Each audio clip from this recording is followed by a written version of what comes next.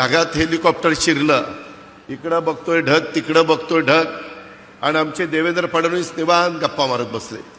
म्हणलं बघा जरा बाहेर काही दिसत नाही, कुठं झाड दिसेना, कुठं काही दिसेना, जमीन दिसेना, आपण ढगात चाललोय, कुठं चाललोय, काय चाललोय. म्हणले काही काळजी करू नका. माझे आत्तापर्यंत 6 ॲक्सिडेंट झालेले आहेत, आणि मी ज्यावेळेस हेलिकॉप्टरमध्ये विमानात असतो त्यावेळेस ॲक्सिडेंट झाला तरी मला काही होत नाही, त्याच्यावर तुम्हालाही काही होणार नाही.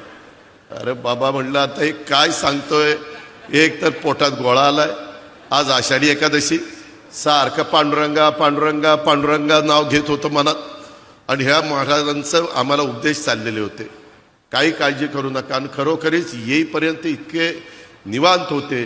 ते म्हणले मला ह्याचा अनुभव आहे, माझे अनेक ॲक्सिडेंट झालेले आहेत, परंतु माझ्या कुठं नखाला देखील धक्का लागला नाही.